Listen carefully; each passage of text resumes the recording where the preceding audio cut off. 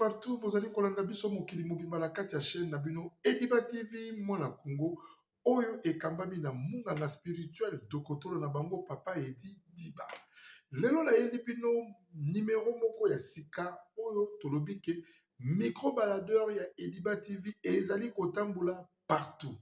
Lelo tokitaki na commune ya Mongafula epai wapi tokendaki ko découvrir kotuna bandeko bakambiste musala ya échange oyo elekaka na tangu ya Mobutu pe na tangu ya Kabila le père pe na président oyo alekaka mosusu na kombo ya Hippolyte Kanambe pe lelo tokomi na tango ya président na biso Faci Beton kosolola bandeko bayimboka mpona musala na bango ya échange business na bango ezali kotambola lolenge nini makambo nyonso ezali kokende na lolenge nini. Awa tolobaka sembo pe vérité na kati ya chaîne na biso po ezali chaîne chrétienne mais et permettre biso te ke toleka pe sur le terrain kotala vie économique ya bato kolobela vie sociale ya bato kolobela lolenge nini bato bazali kovivre parce que peuple azali kaka te ke ata tolobi tata mokonzi ya mboka azali na vision na ye ezali kitoko boye ezali na droiture mais peuple pe azali kotala pe ndenge bazali kozwila na tango wana pe na tango ya lelo mingi ezali kosala na ignorance na peuple oyo azali koyeba te vision ya tata mokonzi ya mboka. Pourquoi lelo peuple azali kolela? Pourquoi lelo peuple azali comprendre te que peut-être makambo elekaka na tango ya Mobutu ezalaki na étape nini ya vie wana ou bien lelo tokomi na étape nini ya vie? Par exemple na kopesa bino ndakisa. Moi, je vis ici en Afrique du Sud. J'ai maintenant pratiquement dans les 18 ans que je suis ici en Afrique du Sud. Mais le même vie au en Afrique du Sud, et ça vie au Tozana Mouleloti. Et Toyaki en Afrique du Sud, Tokuta qui peut vivre Moussous. Ataba Ramona Bango ya ba Doudoula, ba comportement la Bango ya Kubo ya ba étranger, comme Bazara toujours, ya Mite Mamabe. Mais on avait une autre vie. Totangi te ke pozaki tango ya Zuma mais ezali vie économique ya mboka na bango. Alors lelo yo tozali na président Ramaphosa toza pe na vie mosusu oyo pe ezali kolanda. Alors congolais oyo aza na mboka na kati ya pays à part biso tona diaspora la vie n'est pas le même. Il y a de cela 2-3 jours passés je me suis communiqué avec un ami qui vit au Canada. Son nom c'est Pépé que je salue en passant à l'émission Oyo parce qu'il y a vraiment abonné na kati ya Ediba TV Mwana Congo chaîne Oyo et me la toujours un message qui toque. Je suis la lobina Pépé to solo li mingi. On a même discuté. Il y a pour l'accès ma part de choses, il y a ma vie de part et d'autre. Pépé me dira que mon cher Canada Oyo tout ça ko kanisa. Oto yaka série wana eza Canada ya lelote. Alors Pépé a accueilli en 2018 Oazo a intégré le monde canadien. Azaki na biso en Afrique du Sud parce que tout ça qui ne place moko, tout ça ko sane makamutu et sikamoko. Mais lelo yo ake kozwa vie mosusu na kati ya Canada. Pepe me dit que wutanga na koma mboka wana na sala musala teke ya ne mobimba. Na sala ka musala ya ba 4 mois, 3 mois, ngala sala ka kuna te. C'est lui qui a dit ça. Ngabi pona nini? Alobi awa mingi faut sala musala ezala yo moko zali lokola personnel ndenge biso pe awa to créer ka ba job na biso o créer job na yo ozwi ba contrat na yo soit disant au sali yango ozwi pe bato tie yo komi mokonzi mais oza pe na place hiérarchie ozo kita mais alobi ce n'est pas comme ici donc ngala na komi Canada te mais na pesi toujours message na peuple congolais pour lelo soko landi émission ya munganga spirituel o comprendre na ndakisa ya kolakisa ke il y avait une vie et toi qui na tango Mobutu tout ça qui na vie mususu ya Laurent Désiré Kabila toi qui na vie mususu ya Hippolyte Kanamba ye et to kompe na vie mususu ya tata mokonzi ya mboka oyo nga na pesaka respect mingi mais c'est Antoine Félix Tshilombo on a pesaka mbote na passage na nation na kotanga kombo na toza pe na vie mususu donc c'est un peu ça. Baimboka bo portaka toujours rigueur te na makambo to ko mona na mboka na biso mais micro barader ya Ediba TV esalaki mosala nango ya kotambola kotuna bayimboka mituna na ndeko na biso tobengi Maître Shogun. Ye azali représentant numéro 1 ya Ediba TV na kati ya Congo mobimba oyo asalaka mosala kitoko ya kotambola. Lelo bomoni toali na commune ya Mongafula, lobi tokozala na quartier ya Cité Verte, sima lobi Ipen tokokende ainsi de suite kotambolaka kozwa mwa quelques images po ya kolakisa ba diaspora babima, kolakisa bayimboka, parce que na niveau ya média mingi soko olingi ozwa ba réalité mingi kota na ba YouTube okomona ba vérité ezali, okomona ke misusu elekaka na ba chaîne mère babombaka ba secret. Tozwa spot publicitaire oyo ebongo tozonga na mozindo ya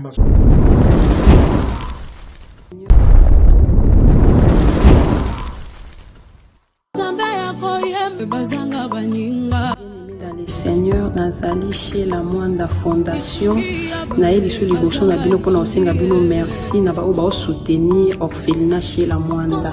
Nzambe alola apambola bino, tozomona ba effort na bino, tozomona bolingo boza nango à travers Fondation chez la Mwanda. Nzambe apambola bino na ye liso liboso na bino mpona kosenga bien aimé, bokanisa bana na bilamba, bokanisa bana na kolia, bokanisa bana na minerval, bokanisa bana na ba soins médicaux. Nzambe ya kozanga te kopambola bien aimé, ozana posa ya kosunga, ozoluka place ya kotia mbongo na yo bien aimé, tala place ya malamu yango ya kotia mbongo na yo na Fondation chez la Mwanda. Nzambe akozongisa bebila kopambola bakoko na yo, akopambola pe bana na yo, na pamboli bino na kombo na Yesu.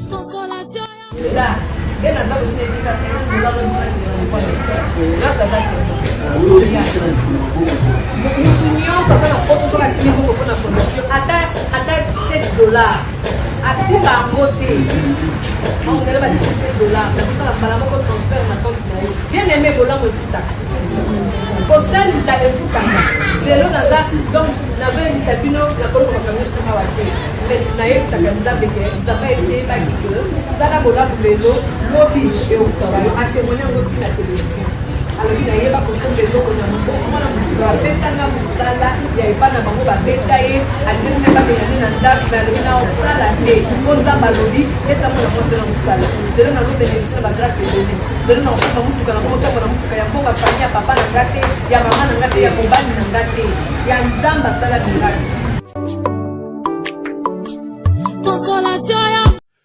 na bozongi na kati ya chaîne na biso Ediba TV oyo ekambami na monganga spirituel. Papa Edi nalobaka na bino chaque fois, abonnez-vous massivement na kati ya chaîne oyo po borataka ba vidéo te.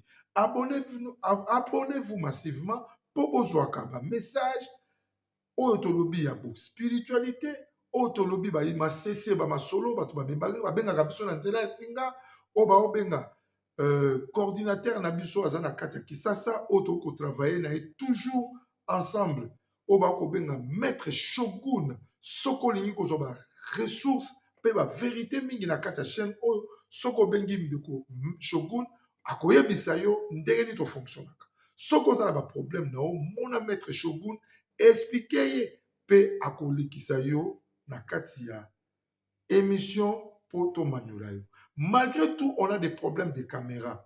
Tout ça qu'on sait là nous va bloquer mike 3 amateur na kit parce que Ediba TV na nezu ba meya mingi.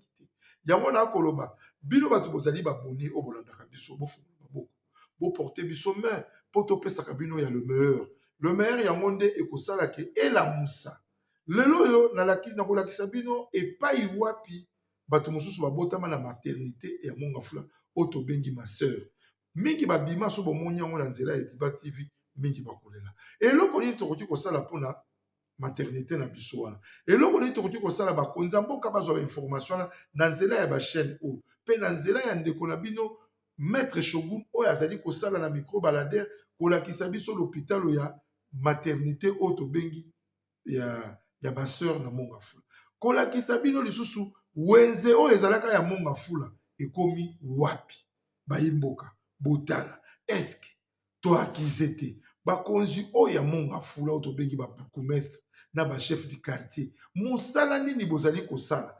Qu'est-ce que vous pensez? Est-ce il faut tozwa kaka bato oyo bazowuta libanda ya bakomini mosusu avandaka na Kitambo lelo akomi bourgmestre ya Mongafula, avandaka na Lingwala lobi akomi bourgmestre ya Lemba, avandaka na Matete lobi akomi bourgmestre ya Njili. Toto sala nini?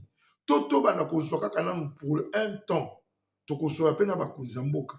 Tozwa penza natif mwana Mongafula nde topesi ebonga wana. Ndenge tozalaka na grand frère na biso ya Camille.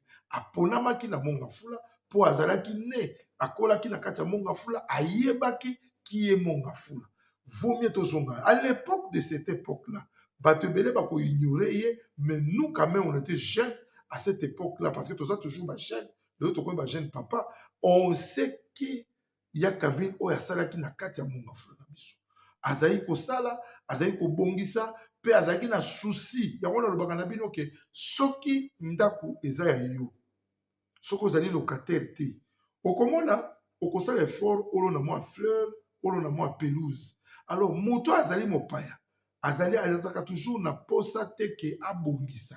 Pour lobby akokende. C'est la même chose. Un papa chez lui quand tu entres à la maison. Dans le salon, là, on se retrouve dans la batika qui va s'apporter du couleur, qui tu dois mettre. Qu'est-ce que tu dois faire? Okobongi ça. Pour yebike, awe zali panangai. Mais mon paya koleka, akoti kanae, akozo aksapato kote pa ezalakate parce que yebike zali aye ti. Bayimboka, tout ça na sentiment te. Pe bandeko mingi ba répondre que le loto komona, ya tata mokonzi ya Fachi Beton. C'est je sali en passant.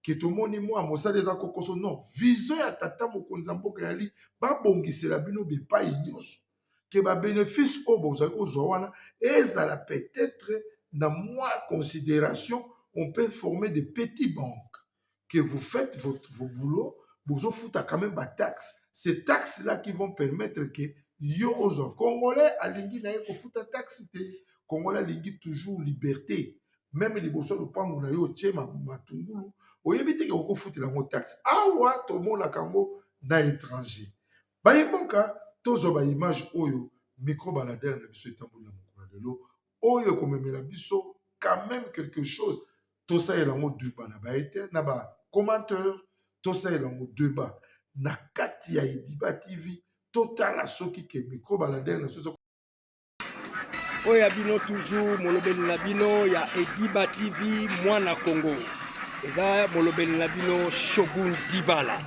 awa toyoko kutala na batuaye na biso ya échange bao batravaillake longo na ya dibase toza liboso ya Yagilon tozolakisa oyo Yagilon Yagil Pass RKS muzika bana Mongafula partout bozali bomolike biso tolali te biso toza elongo na bavie na biso tozoluka kaka koyeba bavie na biso bazovivre ndenge nini bavie na biso baza ndenge nini. Bonjour Yagil. Bonjour vieux tozotuna kaka sur échange totuni ndenge ni terrain koma vraiment tomoni biloko pemi bosala bagato terrain koma ndenge ni vieux. Ok,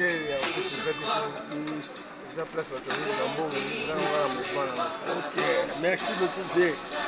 Mais comment saliter le gouvernement na biso a commune na biso comment lokola commune moko abandonné on dirait ba gouvernement na biso bazate ozoloba nini mpona mabele banzambe mokili yango mobimba mpe commune yango kaka bongo eza commune na biso te mokili Yadibase omoni Yagil Pass Mongafula na biso yango oyo avenue ya Gescom école Gescom yango oyo awa toza na avenue Ngataba tout ça donc merci beaucoup bavier à la prochaine tokomonana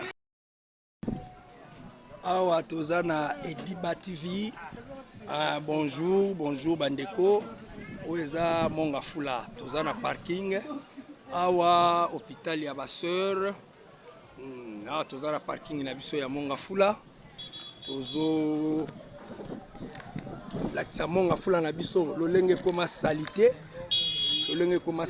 vraiment eza mwa pasi ndenge nini commune na biso koma salite ba gouvernement na biso bazokoka ko fonctionner te ba gouvernement na biso vraiment botala nanu wenzi na biso bana ya Mongafula botala na wenzi na bino yango yo wenzi mpenza yango wana kuna awa koto oyo tozala bachangere na biso o Thierry Djerbal Dibason o Thierry changere na biso Thierry échange na biso ya lelo na échange ya lobi ekesani na nini échange na biso ya lelo baby kale ezalaki bon avantage avec nombre limité aux affiliés aux membres échange comme échange partout du tout échange ok baby mais ok différence nini ezali échange ya ntango ya Mobutu ntango ya Kabila na échange ya ntango ya Félix ezofonctionne Mobutu moko ne circuler makasi pe mi ezalaki makasi $100 na $10 na bénéfice à $100 ntango ya Kabila et puis moi ça va un peu tant que musique était ma musique maintenant le long des secondes baby $100 bénéfice à 2000 francs 2000 francs passe quoi. Ok merci Thierry oyo ezali Ediba TV ndeko na biso Dibas tozozwa botala wenzi bana monga fula wenzi na biso vraiment wenzi ekufa totalement il n'y a rien awa les paniers na biso yangoyo chez Olivier. Ok. Donc wenzi ekufa il n'y a rien bateka wenzi nyonso elongo moko teza na wenzi awa kaka bachanger na biso nde bazali ok petit na biso bayi aza ko débrier awa petit na biso bayi tozali elongo na esika oyo merci.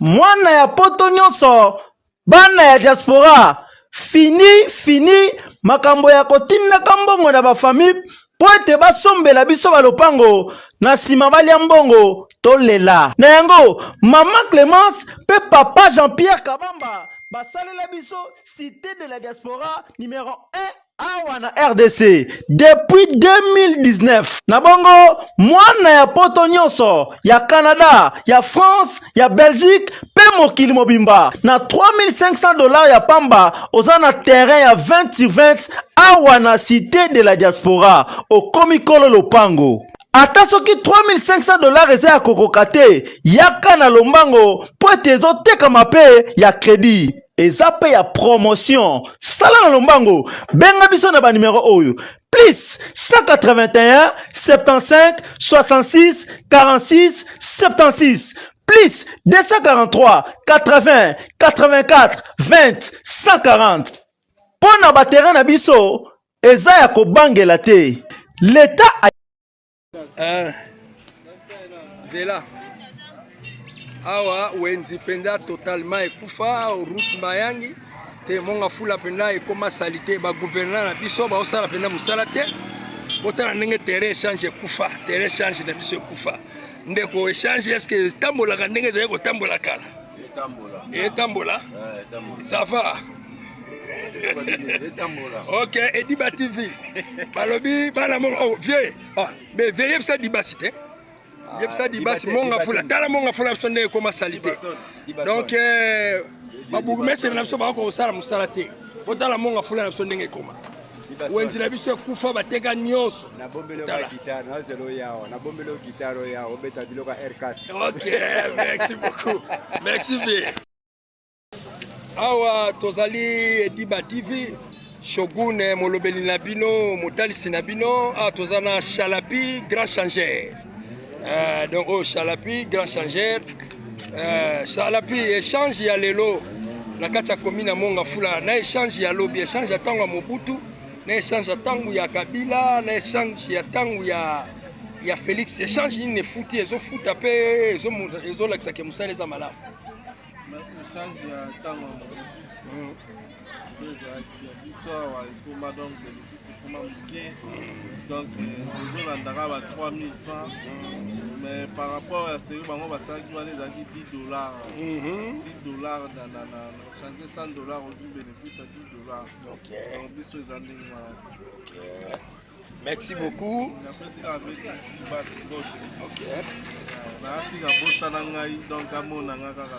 Ok. Oyo ezali Chalapi grand changeur na biso. Yo moko di bason oyebi équipe o équipe fort na bino. Toza pena na terrain échange esika nini masolo ebandaka otala ba boulangerie koma ba place ya parking tout ça mais loko tozo déplorer ba gouvernement na biso vraiment commune na biso eza penda trop sale. Merci beaucoup. Allô? Allô Masasi. Ya Masasi. Boni mama kuna na homme de veillard Misunga. Naza déjà na Misunga homme de veillard. Au moni tant maman a piqué crise. Allô naoki bien te. Tant bazo sengo mbongo, yo tindi mbongo, bango bale basonge bakati basonge ba memene ba dispensaire a mike. Eza sunde ngona te mama. Mena poto na Kishasa la même chose. Et loko zo sepeli sanga. Banda mama koma na Misunga homme de veillard. Kotali mama. O mama zongi lokola bébé, bazo zo soya mama. Oh, mais là somoni mama zongi chengi.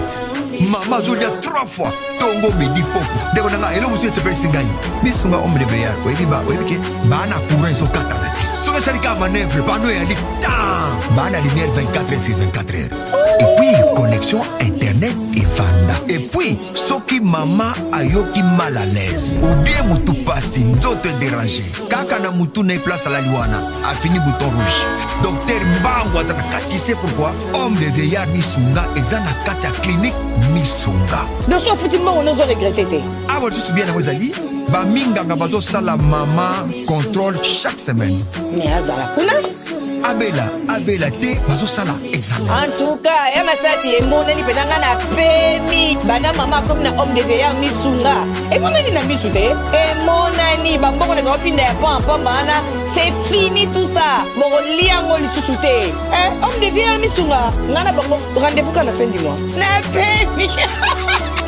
Non, si tu as lia tranquille, apema, ba médecin 24h/24h.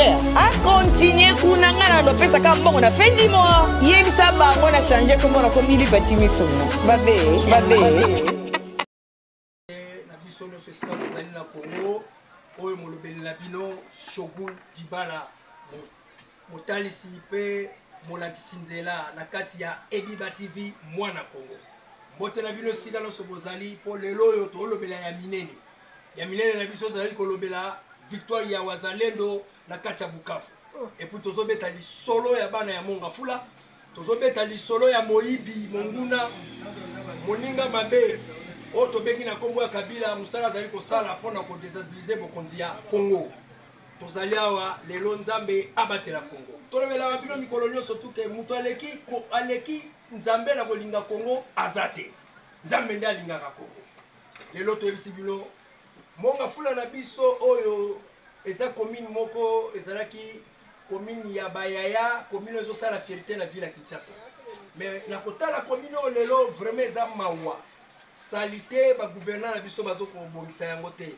Commune ekoma salité wenzi na biso bateka donc esika no tozali ça ne va pas. Bomekana kotelema population ya Mongafula, bomekana kolobela. Tozali ba voisin ya Inikini awa, ba intellectuel basé belé mais musala ezalité na bana ya commune ya Mongafula. Nzambe ameka kusunga Mongafula na biso. Tolobi kuna kota Bukavu Munguna toyebisa Kabila alongola bandeko ne ba Rwandais ba cousin bana batata mwasi na bango babima na mboka oyo bakoika ko bimate. Musala Félix azali ko sala butumoi azali bolala te. Musala oyo ebimisi ba Rwandais mutakana na bango liboso munoso amoni bolumbu ya ba Rwandais na kati ya mboka oyo bali ko bimate. Esika no sobosali Congolais fongola misu. Kotika te bazoyo mboka na makasi kotika te babotolo mboka. Kotika te esika no sobosali. Bino ba diaspora botelema sika bozali. Moko te alala. Bomona bangunda musala bazali kosala. Yebisa ke bino mbala sima tokotanga ba politicien. Ba politicien oyo ya biso bazalaka bababa, balobaka tangu poche zo lingana. Tangu poche zo lingana te balobaka te. Ba politicien na tokotanga ka bango. Bato bakotila biso Kabila. Bato babebisela biso mboka elongola Kabila. Bato babomi bandeko na biso 6 millions pe baso continuer ko bomaka bandeko na biso. Bato wana tokotanga bakomola bango. Tolingi susite na gouvernement ya Félix ata mutu moko ya ndengwana akoka suko sala te pa akoka suko sala te. Topesi olongo na papa mokonzi ya mboka asiko zali soki yote nde Kongo ezobika te. Soki yote nde Kongo ezotelema te. Tika Nzambe abatela RDC. Tika Nzambe penza abatela RDC abomba RDC. Ezalaki ya bino molobeli na bino Shogun Dibala oyo azali ko travailler na kati ya Ediba TV télévision na pesi bandeko nyonso totravaillaka na bango na Ediba TV mbote na bino. Toko préparer ba émission prochaine pe toko kulandela ti na source tango goma ekozala libéré toko betela nzambe maboko. Esika nso bozali nzambe abatela Congo po nzambe alingaka Congo koleka congolais. Merci beaucoup. Voilà de retour na kati chaîne na bino Ediba TV mwana Congo pe Ediba TV mwana mboka Congo. Biso toali ba pazisa. Biso ba journaliste, biso ba chroniqueur, tozali ba songi. Lelo ebomoni maître Shogun o naza kopesa respect mingi. Azalaki nanu jidoka mutu ya masano, natif ya Mongafula, un ami d'enfance. Toko le payi moko, lelo toko travailler ensemble na kati Ediba TV. To simbani loboko na loboko, bino pe ba yimboka boya vers biso, to simba na loboko na loboko. To tombola mosala oyo ekende liboso ela kisaba tu oyo bazali ko diriger tozo kwa kize ba mote babongisa ela kisaba ndeko na biso bali ko sala mosala échange to lukela mo ba paramètres nini pour lobby bango pe bazala bien parce que ils vivent de ça. On peut pas toujours ko libérer bango ba mingi be bazako ça échange lo ba komote ka ba gofrier comme ndeko na biso Gilon passe que j'ai salué aussi en passant. Ezali initiative kitoko utie moi mesa na yo ozoteka mais ezala siko na bopeto pe na classement kitoko parce que nous comme nous sommes ici toko cultiver ba mayele moko boui lobby na soko beta toujours mbela na ko na 2028 pona comme gouverneur ya ville ya Congo et Kinshasa na loba bango très bien ngana ko sala na ville ya Kinshasa parce que nazoko zwa mayele oyo na ko yana ngona système oya ko pesa mayele epai wapi tokosala mosala na biso kitoko bayimboka bolanda biso na bokebi pe na bwanya na kati chaîne na bino kabami na humble serviteur oto bengi papa Ediba munganga spirituel nazana deux casquettes kotoyo nazali na ngai polobeli yankolo comme pasteur kuna toali lokola ba casquette ya politicien oto lakisaka meya pe mayele ya mboka bo s'abonner massivement na kati chaîne oyo pote mikolo ya likoya maître Shogun akokatisa nanu ngambo ya prince akokota na quartier Ngafani soka sisi na quartier Ngafani akei na cité verte tokotambola malembe rond-point Ngaba lemba ekosenga biso penza mwa basu mais nzamba porter biso toujours grâce na pesi mbote na ba oyo nyonso bazali ko supporter chaîne oyo na ba conseil pe na ba kolak pe na kosala d'unité nango lokola ndeko nitu 15 otobengi dadi 15 lokola fiston kabwena simplice lutonadio frank matwasilwa aimé kalemba nzambe azala na bino tellement ke boza ebele oboza kosala mosala kitoko na kati ya Ediba TV oyo ekambami na munganga spirituel nalobaki na bino mois de août septembre, octobre, beaucoup de programmes à sika. Il y a d'autres stocks, il y a d'autres week-ends. Tout ce qui est dans le programme, on a Les fêtes s'approchent. L'orphelinat Vida a besoin de votre soutien financier et de dons matériels pour célébrer ensemble avec les enfants orphelins. Pensez à leur aider avec un petit geste que le Seigneur met dans votre cœur, cela suffira. Offrez-leur un moment de joie, tout comme nous le faisons pour nos enfants. Ils n'ont que Dieu et vous comme soutien, car il est écrit: il y a plus de bonheur à donner qu'à recevoir. Orphelinat Vida sokayoko na banda kuna bino ezaka ko sala Matthieu 7:7 comme d'habitude. Bonne année, Noël yango esokomi biso na porte. To pense aussi na bana obaza na ba parents. To éviter yo yaka Orphelinat Vida. To passer un moment agréable avec les orphelins. La gloire sera rendue à notre Dieu. Nabesi merci na ba partenaires o ba kota la biso, botika biso te, o ba gisa biso te, Nzamba benye obino, Nzamba bakisa bino